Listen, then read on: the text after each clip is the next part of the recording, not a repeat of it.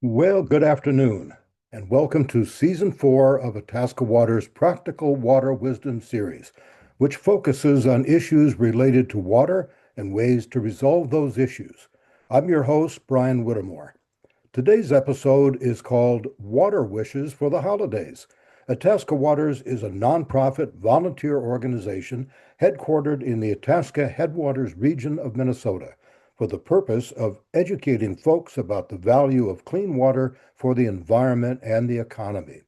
Itasca Waters has provided 15 years of protecting and promoting clean water in the region, brought in $3 million in grants and contributions, all of which went for water science and education, educated thousands of students and community members, strengthened local conservation capacity, and been recognized as a key nonprofit for lake and watershed stewardship.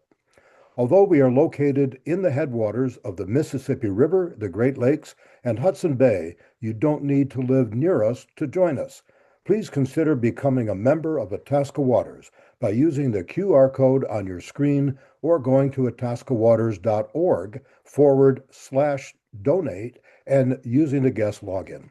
Membership is quick, it's secure, deductible, and is only $35.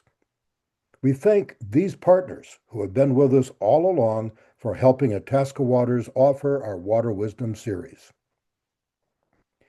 Dr. John Downing, Hilarie Sorensen, Sawyer Lorentz, and Hilarie Ristau will speak to us for about 40 minutes and then take your questions. To submit a brief question, just click on the Q&A button on the bottom of your screen and type it in. You can do that at any time during today's program. We will read the questions on your behalf. Today's program is being recorded and will soon be available on our website at itascawaters.org. As we mentioned, the subject for today is water wishes for the holidays. And first, Hilarie Ristau will speak about how to share a book with children and how to tell your own water stories.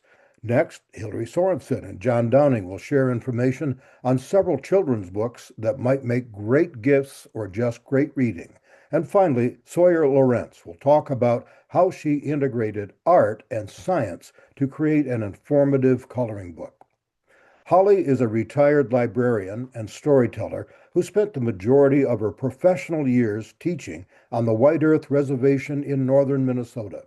She was the library director for the 3 libraries in the Mahnomen Public School District and the White Earth Tribal and Community College. She used storytelling as a teaching tool at all levels and favored folk tales, native legends, and why stories. Dr. John Downing is the director of the Sea Grant College Program, a research scientist at the Large Lakes Observatory on Lake Superior, and a professor in the Department of Biology at the University of Minnesota, Duluth. Hilarie Sorensen is the Water Resources Extension Educator with Minnesota Sea Grant. Her work focuses on helping Minnesotans address complex water quality issues in Lake Superior and inland lakes and streams by delivering accessible, credible science, resources, and programs to meet their needs. Sawyer Lorentz works as an environmental scientist at an engineering firm in central Ohio, where she helps run a native mussel survey program. She became deeply interested in participatory science during her master's studies at the University of Minnesota. So, to begin today's program, here is Hilarie Ristau. Bonjour, Hilarie. Good morning.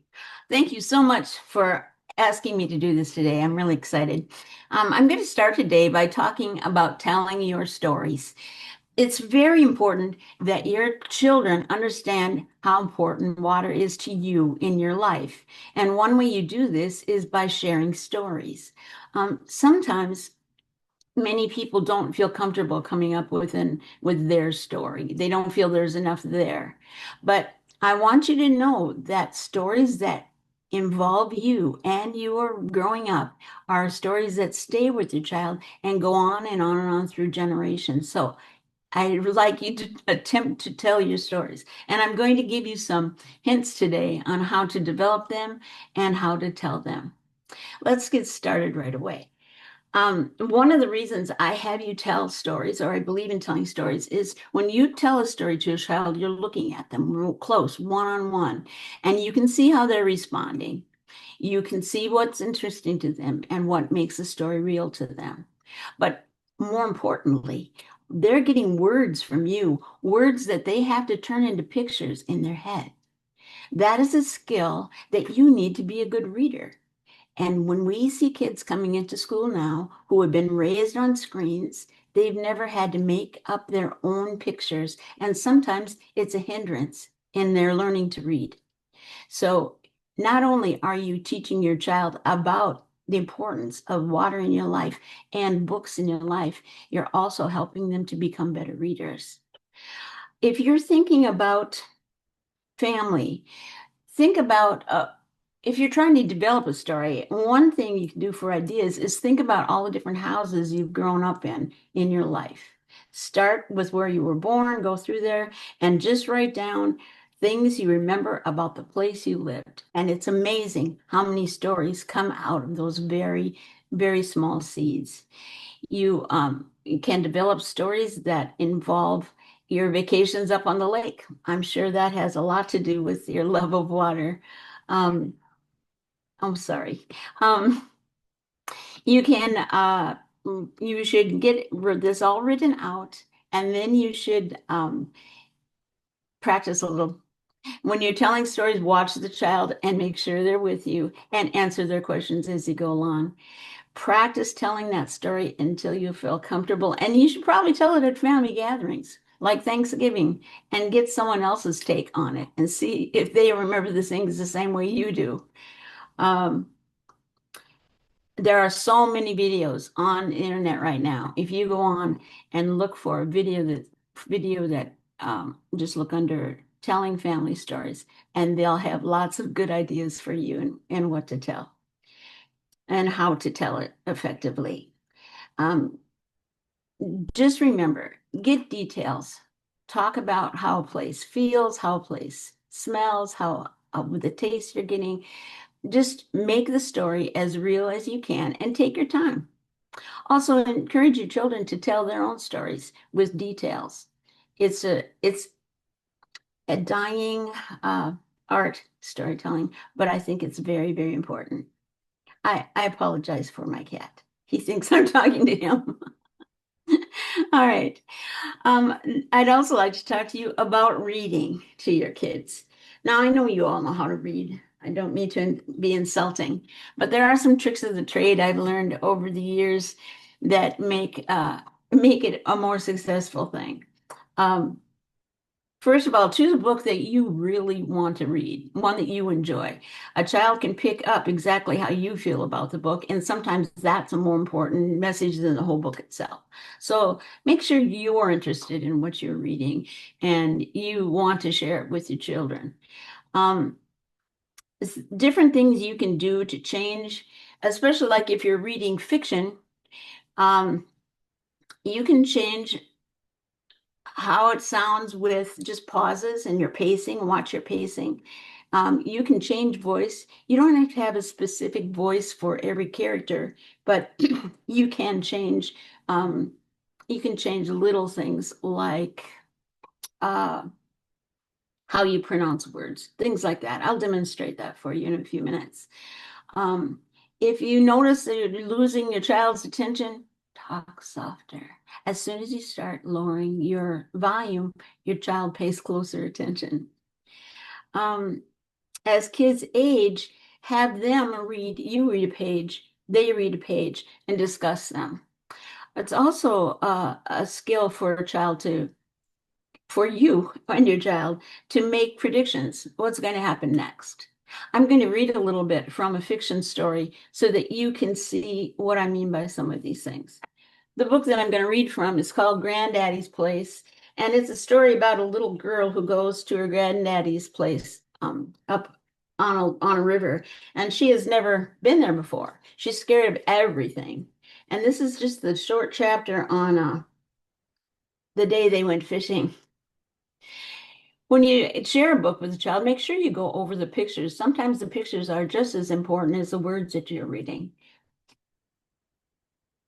The next day, Granddaddy and Janetta went fishing. Janetta had never been fishing before. She didn't like it when Granddaddy put a worm on the hook.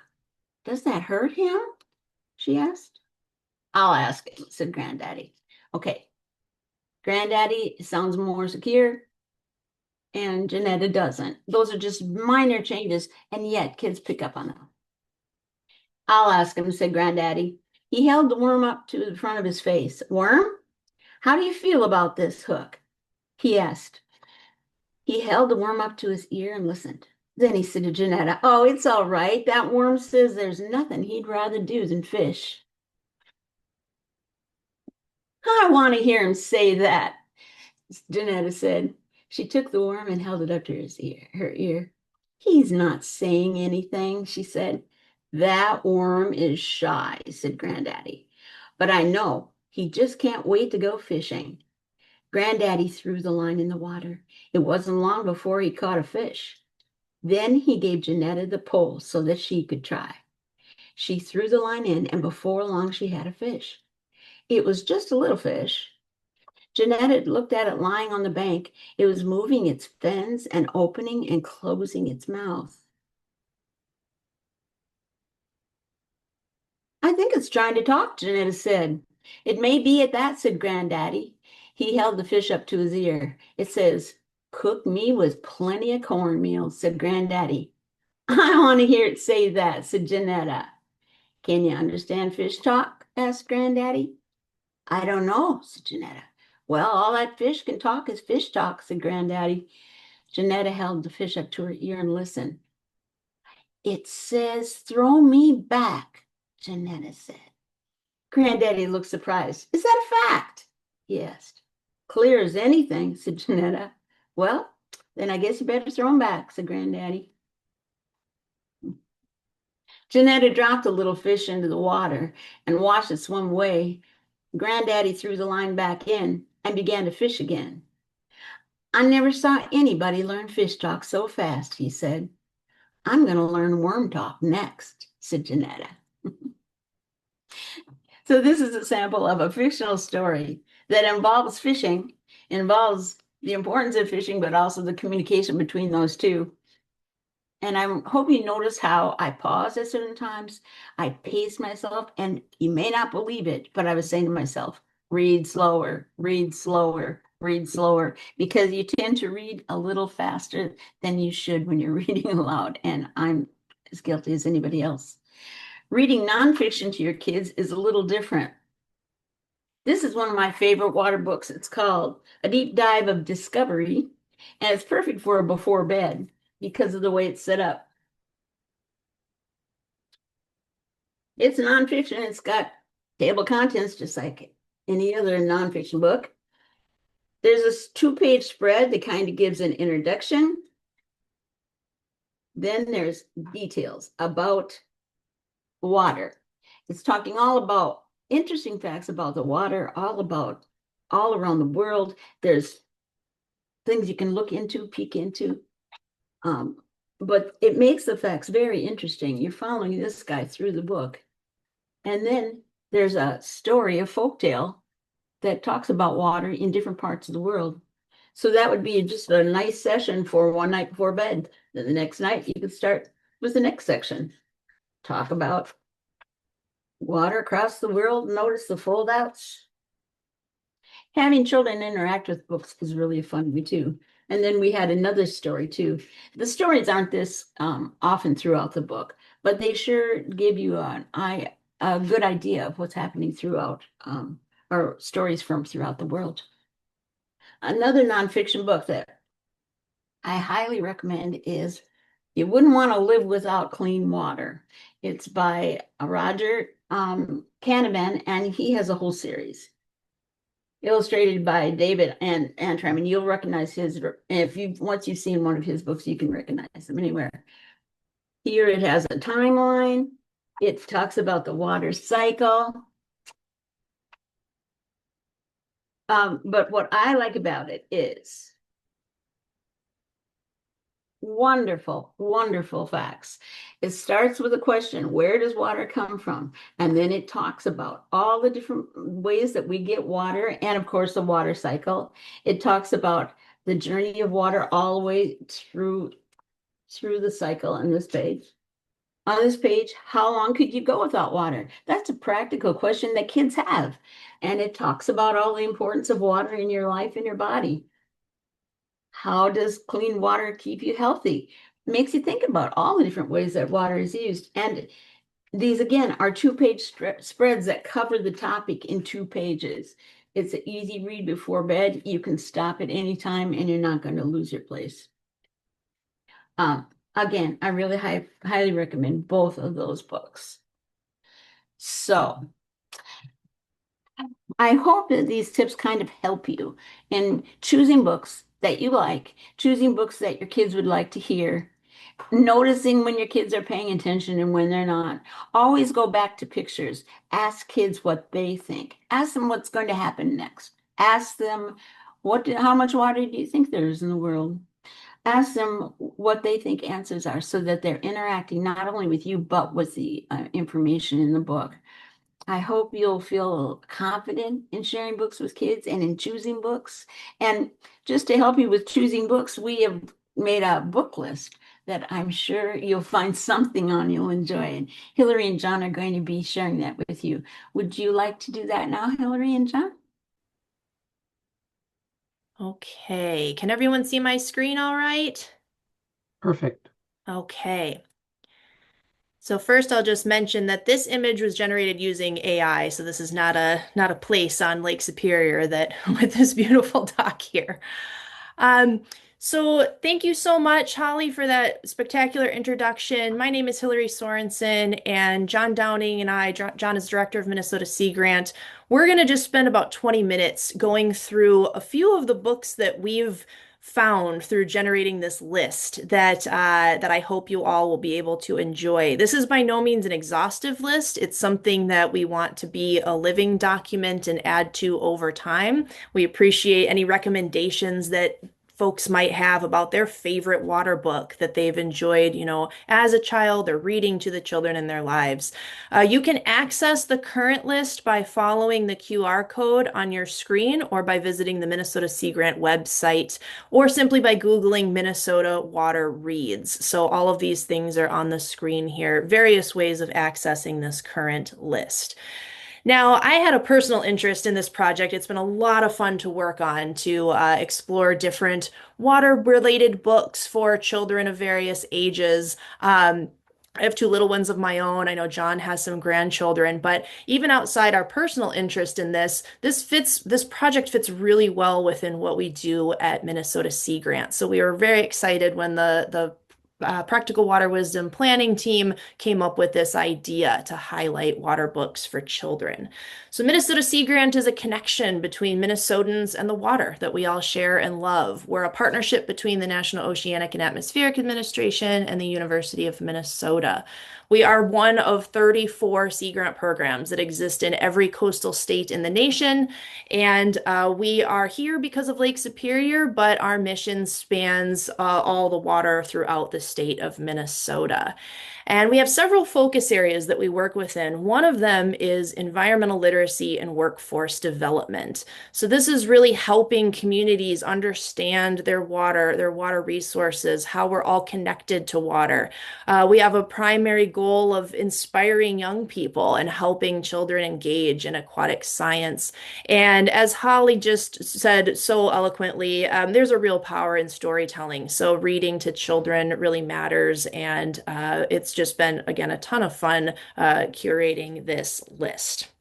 So we have 4 different reading level categories that we're going to go through. We cannot go through every single book on this list, unfortunately. So we're just going to pick a few samples from each category to share with you. I'm going to kick things off with going through the books for really the youngest ages. I'm going to start with picture books, 0 to 8, recommended for ages 0 to 8. John and I will just talk about a few of these, and then we'll move on to the next category.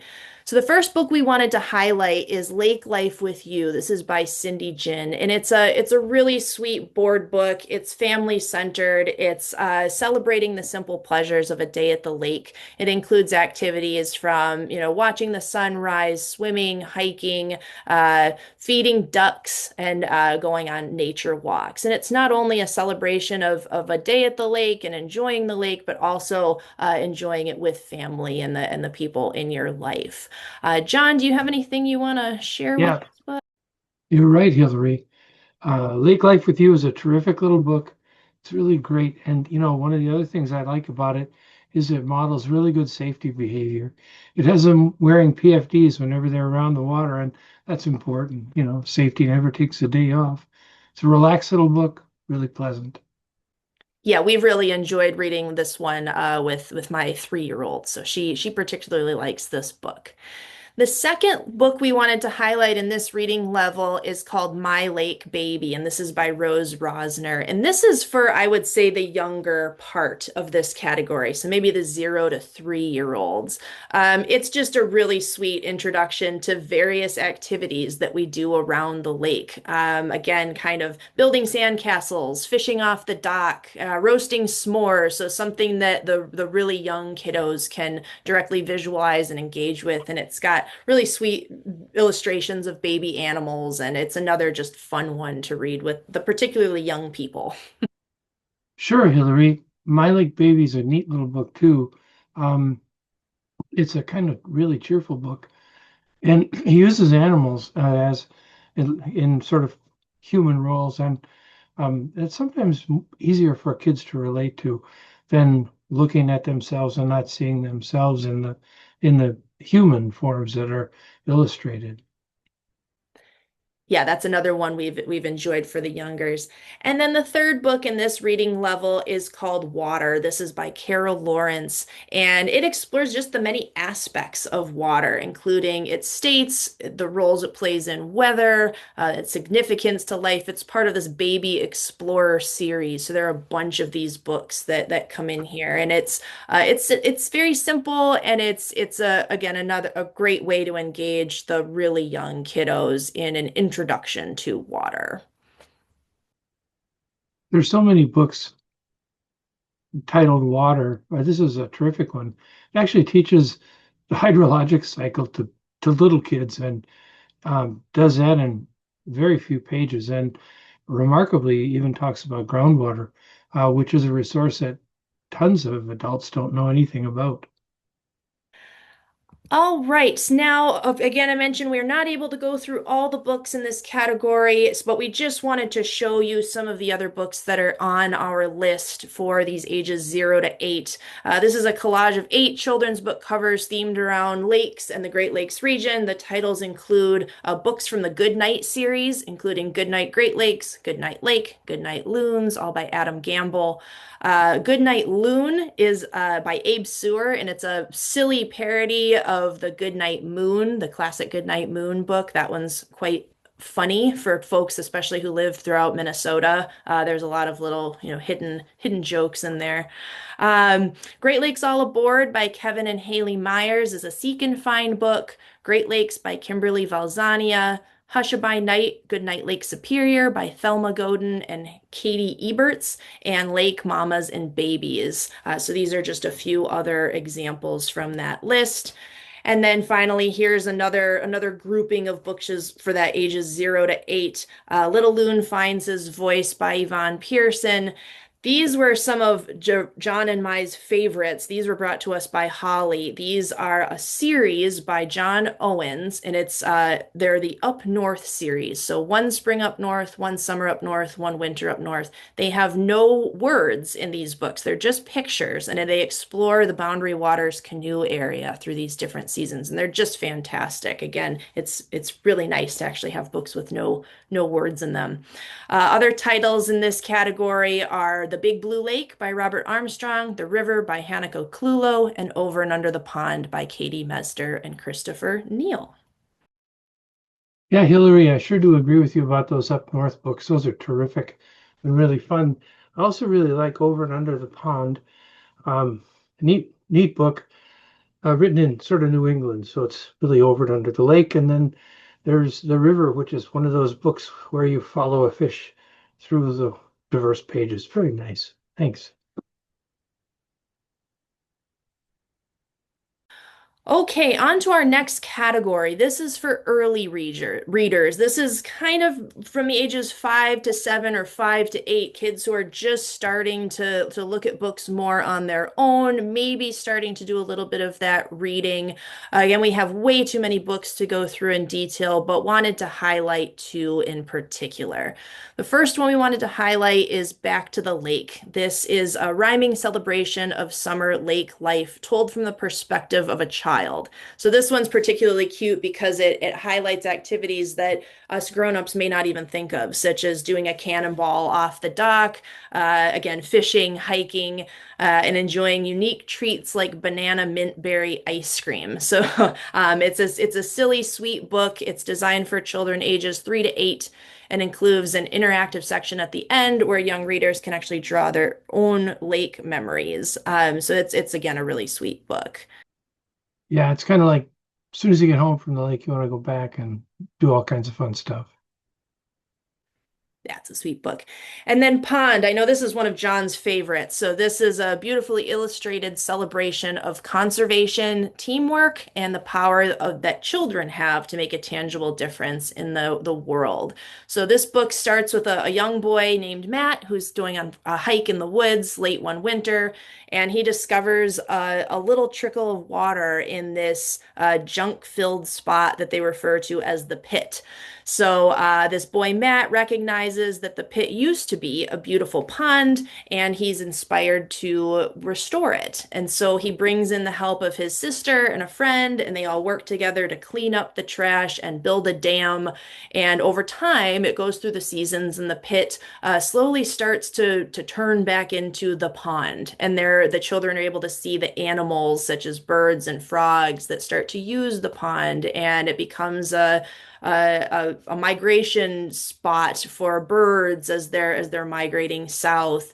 And so they've restored the pond, and then they also work with their father to restore an old rowboat, so they're able to go out on the pond in the summer. It becomes a place to ice skate in the winter, and so it's really a nice book about the actions that young people can take in their local environment. Yeah, as Hilarie said, it's about what children can do, and it's about messing around in water, and it's like I did when I was young, always in a mud puddle and trying to divert water. It's really, as Hilarie suggests, it was one of my favorites. Thanks.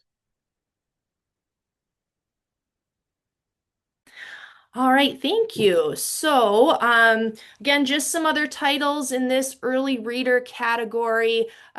We have Agent H2O Rides the Water Cycle by Rita Goldner, All the Water in the World by George Ella Lyon, Far, Far Away by Molly Beth Griffin, Magic in a Drop of Water by Julie Winterbottom, Morning on the Lake by Jan Bordeaux, Our Lake by Angie King, Ring Makes Applesauce by Julian Shear, and The Spooky Lakes Coloring Book by Geo Rutherford. And a few more in this category, The Lake I Love by Ed Shankman, The Magic School Bus Wet All Over by Patricia Ralph, The Water Walker by Joanne Robertson, Water, this is the one that Holly talked about and showed us a few pages. This is by Frank Ash, really beautiful illustrations. There's another book called Water by Seymour Simon, Water, A Deep Dive of Discovery by Christy Mihaly, and We Are Water Protectors by Carol Lindstrom. Oh, and the other book that Holly mentioned, You Wouldn't Want to Live Without Clean Water by Roger Canavan. Okay, John, I'll pass things over to you to kick us off with the middle grades. Yeah, thank you so much, Hilarie. I really appreciate the overview of all those great books. And we'll start now with the middle grades, and mostly let's cover children ages about 8 through 12. And the first book is actually 3 books that I want to talk about, and they're all part of the Water Habitats series.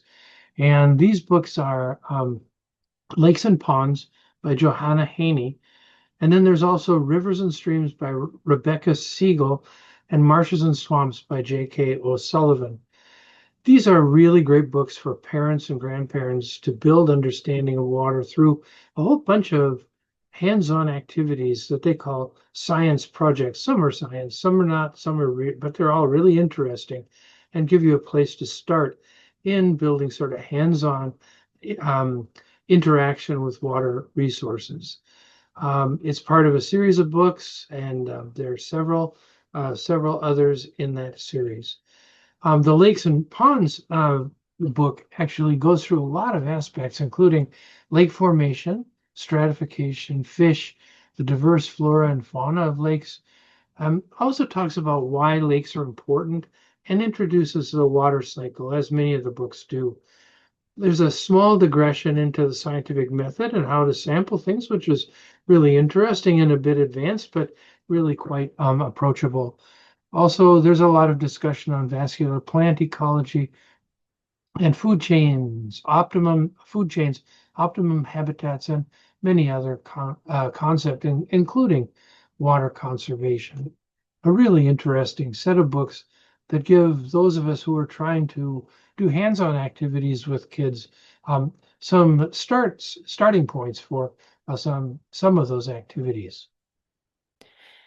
Yeah, just for the lakes and ponds, marshes and swamps and rivers and streams, these Explore Your World books. One thing that's really great about these are the hands-on activities that they each include to do with young people. And so it's a fantastic activity to do with your grandkids or nieces or nephews or children or whoever. And they're all hands-on STEM activities that are really nice.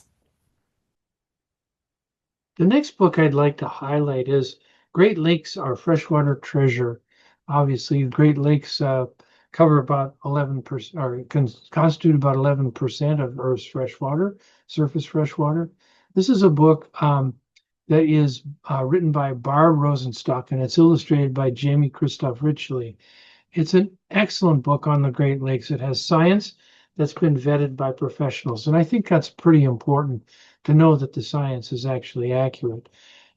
It gives, among other things, an introduction to the difficult topic, almost intangible topic of continental glaciers. It has great illustrations of the animals and plants in the Great Lakes. It talks about how water travels great distances and then is engaged in this overall water cycle that covers millions of years, really. It also talks about Native Americans' use of water resources and also delves into fisheries and water-based industries. There's a bit of a discussion of pollution and also on conservation of this massive water resource that is essential to North America, but also to the planet. The final book that I want to highlight is called Water: Discovering the Precious Resource All Around Us. This is written by Olga Fediva. It's a beautifully illustrated book and looks at water on Earth and the major importance of fresh water in particular. It talks about things like why it rains, like why there's water underground. It talks about rivers, talks about rainbows, lakes, oceans versus seas, and why oceans are salty. It also concentrates on what's on and under the water everywhere, talking about coasts and shores and their importance, even things like hydroelectric power and the important topics of flooding, drought, and domestic water supplies. An absolutely beautiful book and really fun to read with kids. There are also several other books in this series, and we haven't listed them all here. For the middle grades and ages 8 through 12. But A Journey into a Lake, which is quite a fascinating account of what goes on in lakes. All about the Great Lakes. The Journey into the Lake is written by Rebecca Johnson. All About the Great Lakes is written by Maureen Dunphy. It's fairly dense and in many chapters, and quite a lot of information on multiple aspects of the Great Lakes. And then, of course, a couple of books on water in general that come out of National Geographic, and they have typically very professionally done graphics and so on. The two National Geographic books are written by Melissa Stewart. And there is also Water, Why Every Drop Counts and How You Can Start to Protect It by Lisa Gary. Next, we move into the books that are created for young adults or accomplished readers, usually children between the ages of 12 and 18. And the first of those books that I'd like to highlight has really stood the test of time. And it's actually one that I used as a kid, but obviously has been updated over time. This is called Pond Life, and it's written by George Reed, and then updated much more recently. The Golden Guides, this is part of the Golden Guides series, and it was the Golden Guides were first published in about 1949 for primary and secondary school children. Pond Life was first published in 1967, and the most recent version was in 2001. It does a really great job of describing ponds and lakes and how several types differ from each other. It also includes lots of color images of different kinds of things that live in ponds and lakes too. I think it'd really make an outstanding gift for a curious young person if you pair it with a pond net maybe and a USB microscope or for a tablet or computer. The things you see if you look into pond life are quite amazing, and they're well explained in this lovely little book. I personally used it, as I said, since I was a kid. It was one of the things that deepened my curiosity personally about lakes and ponds. Terrific little book. Hilarie, anything on that for you? No, I love the idea of using this to actually get out in the field and start to explore these ecosystems. It's a great guide for that. The next book I'd like to highlight is called A Lakeside Companion. And this is written by Ted Rulsa, a freelance writer, and it's also published by the University of Wisconsin Press. This book treats in depth a lot of aspects of lakes and in a lot of technical aspects of lakes, but it's written in approachable language. It's somewhat conversational, and it treats a huge variety of aspects of lakes and how they function. It covers basic limnology. Limnology is the study of lakes, including things like stratification and autumn circulation or turnover, waves and water clarity. Also gives some introduction to the basic ecology of fishes, and talks about all kinds of cool things like ice and ice cover, and reviews the kinds of things that lives in lakes. And it also touches on lake protection and habitat improvement, among many other things. It's enjoyable for reading by motivated and interested people of all ages who live around lakes or appreciate them. Not just young adults, but young adults of all ages, up to and including 80 or 90 years. So really kind of fun little book if you're not a technical scientist and you want to learn about lakes, and for the student who's really interested, this provides a terrific amount of information. So finally, for Hilarie and my overview of these different levels of books, I'd like to highlight about 5 other books really quickly. These are other young adult books about lakes, and this includes Lakes, a very short introduction by Warwick Vincent from Laval University in Canada. Lakes, Their Birth, Life, and Death, written by John Richard Saylor.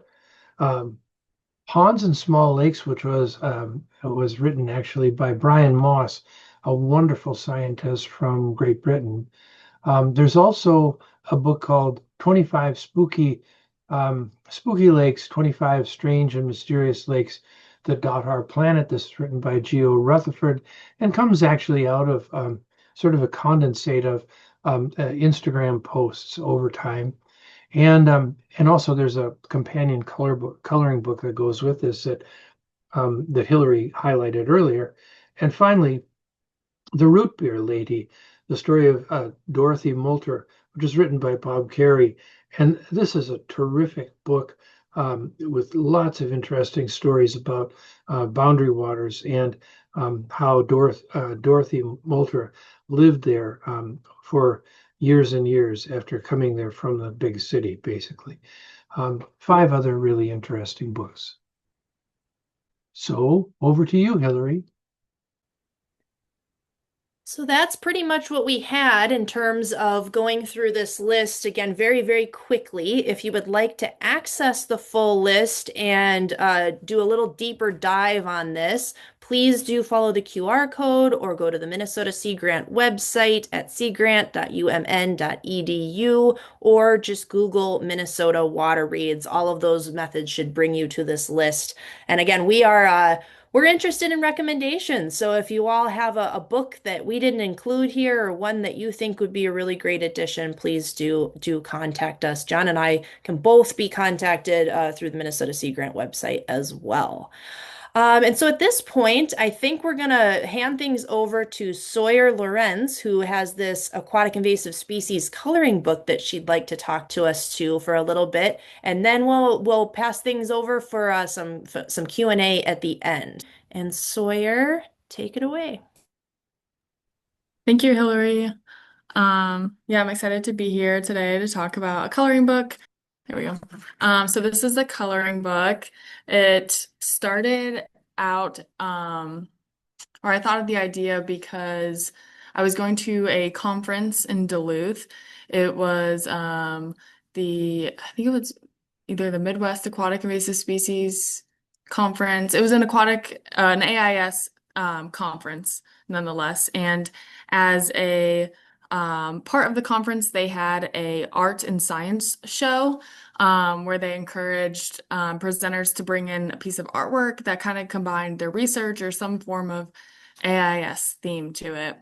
And my advisor at the University of Minnesota encouraged us all to participate, which I appreciate him doing. But at first, I was like, oh my gosh, I'm not super artistic.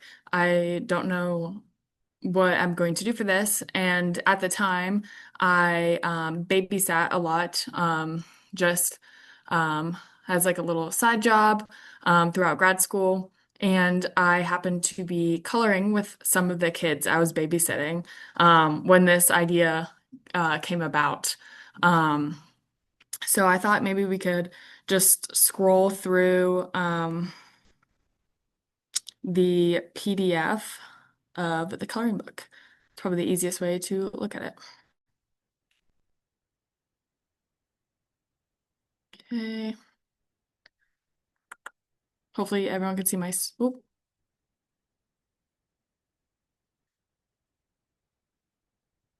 Hopefully everyone can see my screen. So I'm kind of the narrator of the coloring book.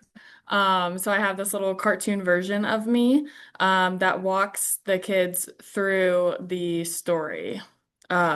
So I feel like it could be like for like kids a little bit older than the coloring age because there is like some more text to it. But then each page has a different aquatic invasive species with this little blurb that kind of teaches the kids a little bit about each species. So this one, say hello to the zebra mussel. No, not the zebra you're thinking of. These tiny mussels get their name because of the striped patterns on their shells, like a zebra stripes. But don't let their small size fool you, because they cause big problems. These little creatures love to stick on boats, docks, and even other mussels. Once they find a spot, they multiply fast, covering everything in sight. This makes it hard for other lake creatures to live and play. But guess what? We can help stop them by checking our boats and gear for these little invaders before we leave the lake. So it's definitely very cartoony, kind of maybe silly a little bit, but it just familiarizes kids with these animals. So we have the spiny water flea with kind of like a similar blurb on there. I also did the common carp. I used a combination of AI and hand-drawn things to kind of create these images. So like this one I hand drew. This one I used AI. The problem is AI doesn't know what a lot of these things are. So whenever I would try to prompt it to create a picture of a zebra mussel or a stencil of a zebra mussel, it would create this like crazy looking like fish with zebra like pattern on it. So that's where it became kind of difficult, and I had to draw some things myself. But yeah, it just goes through all these different species.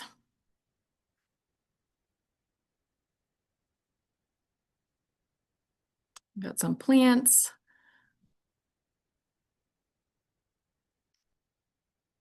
And then towards the end, I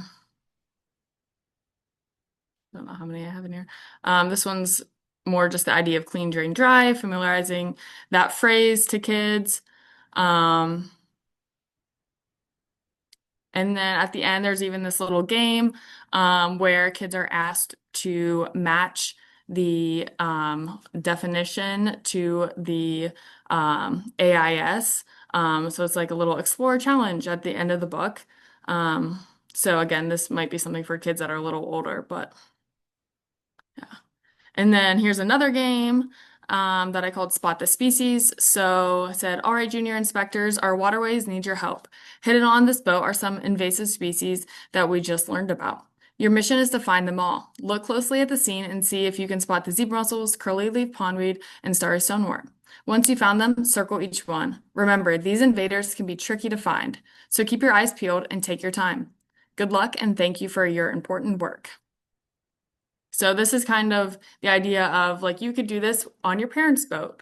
But yeah, I just thought these games were fun. And then I created this little certificate of appreciation to show like, like even kids can play a part in stopping the spread of AIS, and its important work.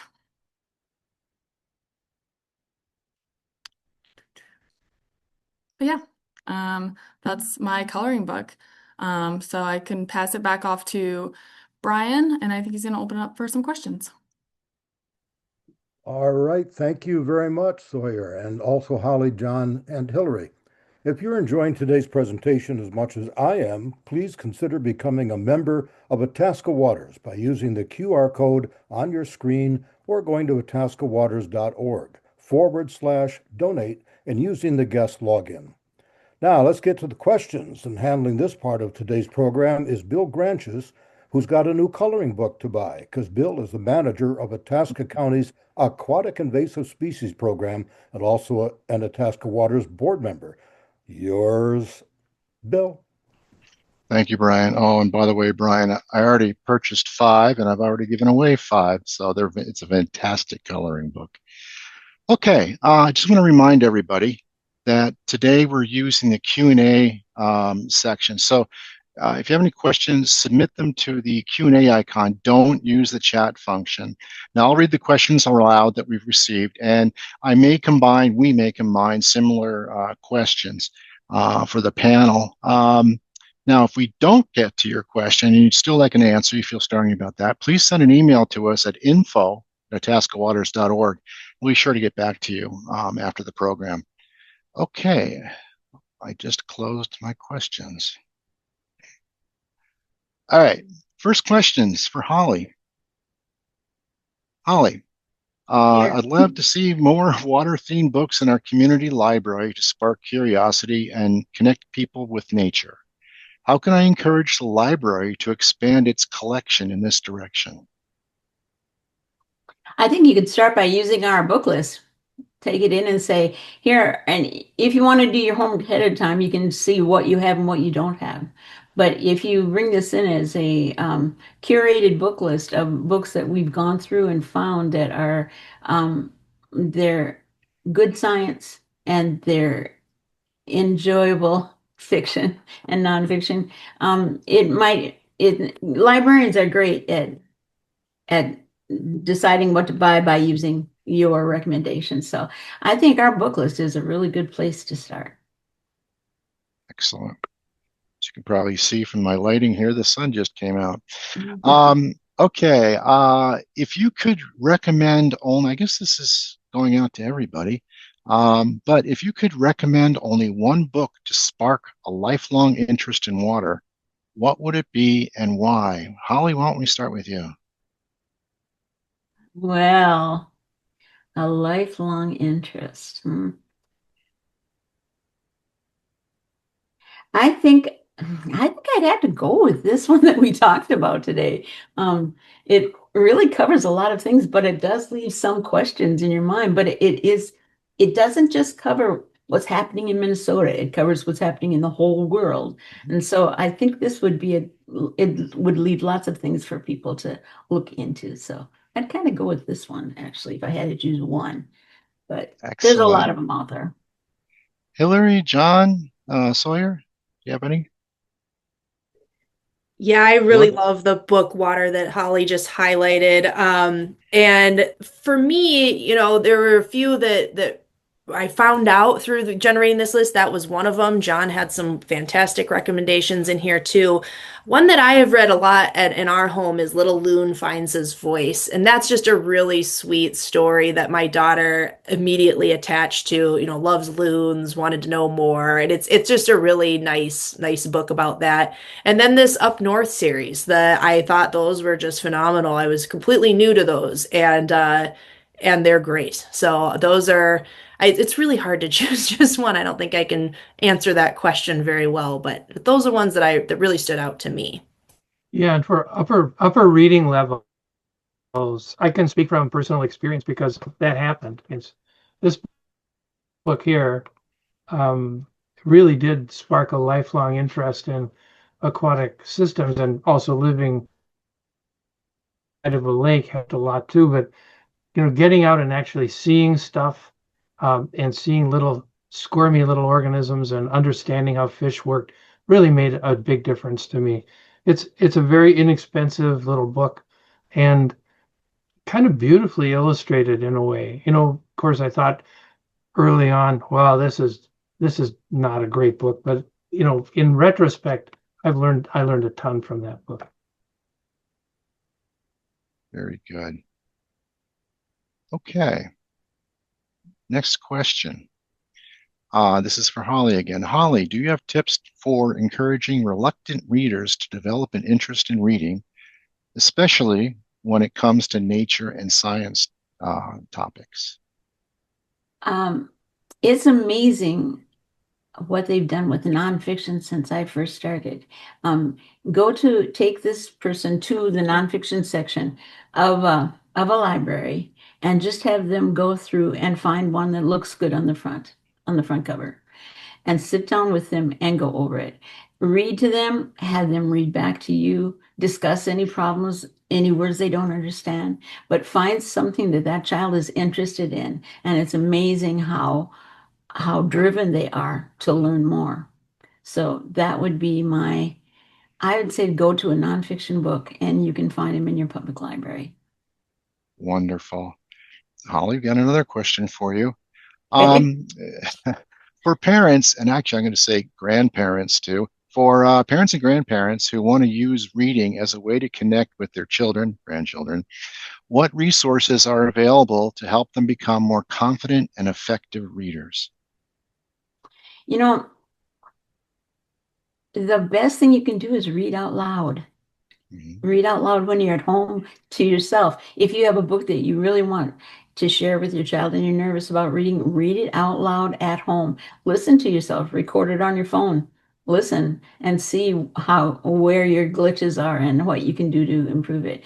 But honestly, sitting down beside that child and reading to them is an experience that can't I can't tell you how important it is. It isn't just how you sound, it's the feeling and it's obvious the caring that's there. And it makes a connection that you can't get any other way, I believe.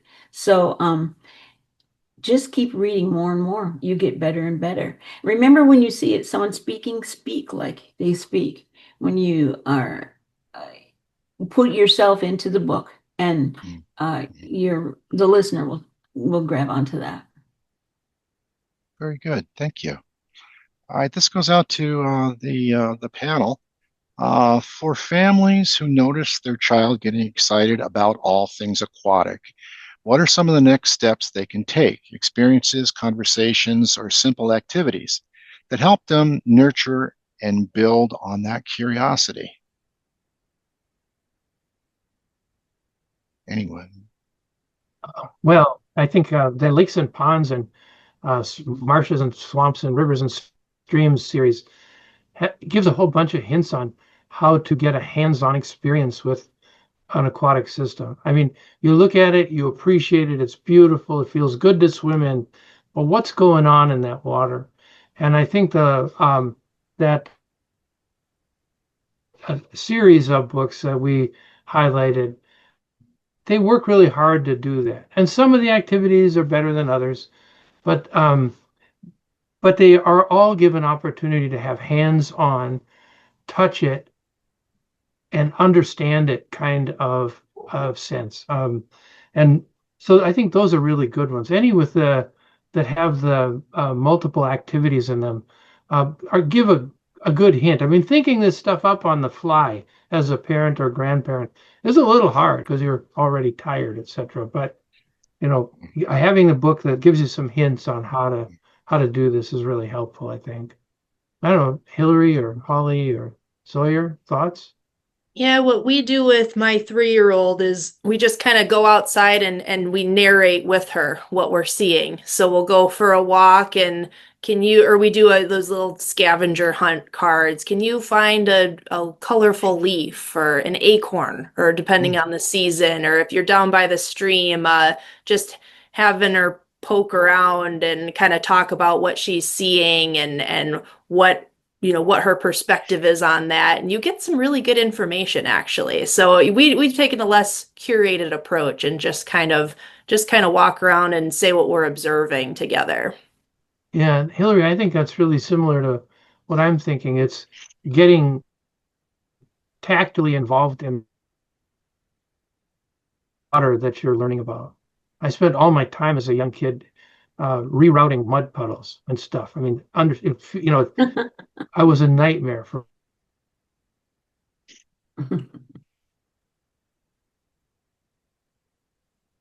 etc. Was so fun. Getting physically involved with it. You learn about it in a book, you hear about it from your parents, you go out and touch it and feel it and understand it. I'd like to add, plan your vacations around water things. Go to aquariums. If you're going to Chicago, check out the aquarium. If you're going to the Mall of America, go down to the aquarium downstairs where they get to touch starfish, I think. And sharks are over their heads. When you're vacationing, think about, well, I guess because I was water oriented, we often did water oriented things, but wherever we were, we found water things to go and do. So I'd like to add that. Very good. Okay. Holly, got another question for you here. Kids have a way of asking simple questions that can shift the way we see a topic. Can you share a moment when reading a story sharpened your perspective? Oh man, that's a hard question. Uh-huh. Let me think a little bit. Ah, it has nothing to do with water, and it did change how I told Okay. stories. But I have often had kids stand up and tell me I'm telling a story wrong because they know the Disney version. It has nothing to do with the original version. So then we discuss things like that. But honestly, I've never had a child change how I felt about something I was reading about that I can think of offhand. I'm sorry. Fair enough. Now we've touched on this a little bit on the outside. This is for everybody here. In your opinions, which of these books is most likely to inspire a teen to put down their phone and get outside? Hilarie, how about you first? I don't have a teen, so Oh, I'm not sure about that one. I'm gonna punt oops. this one to John because he Oops. he has some of Yeah. those older recommendations. You know, I think it's outdoor activities. It's not the book. You become interested in the books as a teen because you are engaged in outdoor activities. And so going back to what Holly was saying, that outdoor engagement is really important. Um, my two of my grandsons who are in their teens are just really engaged in outdoor activities, and that makes them interested in learning more. So in a sense, that interest drives the book interest. Looking stuff up. Of course, they can look it up on the internet and on their tablet and stuff like that. But learning the kind of the stories and the thoughts about it. Um, um, series of books was really inspirational to two of my grandkids and also to my kids when they were growing up. The same was true for my children. Being engaged outdoors made a Hmm. difference in looking into the books. Very good. Holly or Sawyer, do you have anything to add to that before we move on to our next question? There's an awful lot of National Geographic specials on different water things, like Jacques Cousteau and different people. Teenagers, the teenagers I know, like to look at those, and then they want to go get more detail. And lots of times, there's a lot more detail in a book than there is online. So Very good. We're running low on time here, so we have time for one more question. Decisions. I have a Oh, question. go. Where do we get the coloring book? Sawyer. I know the University of Minnesota bookstore sells it. That's where I got mine. You can visit it there online, and they do a great job of shipping it out promptly. At least mine arrived within a week. Okay. Okay. Oops. All right, last question. Ooh, tough. Rose, help me out here. Which one should I pick? All right, here. John and Hilarie, do you see any gaps in the water-themed books for kids and teens? Are there particular topics you wish authors would cover?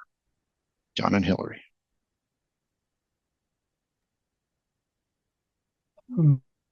Of course, as a scientist, I like to see science in the books, right? And I'd like to see more science in the board books. I know that sounds a little ridiculous, but there are a couple of them that teach the water cycle to children in the board book that's meant to actually put them to sleep. So as you're reading, so integrating, I think more scientific understanding is great because it can be done by very talented authors. Hilarie? Yeah, I agree with John completely on that one. Just from my own experience, I came up in the marine environment. So I went marine biology first and then came back to freshwater. So it's nice to see how much there really is about freshwater, but I'd still like to see more, just to let kids know that it's not all dolphins and whales. There are a lot of really great freshwater ecosystems and environments to explore and things like that. So that's one that I would say. And there are a lot, but I think there could be more too. Fantastic. Every panelists, everyone, thank you so much. Brian, back over to you. All right. Thank you very much. That's a great program today. This program will be available soon on our website at tascawaters.org. So please feel free to recommend it to family, friends, and neighbors, especially this particular program.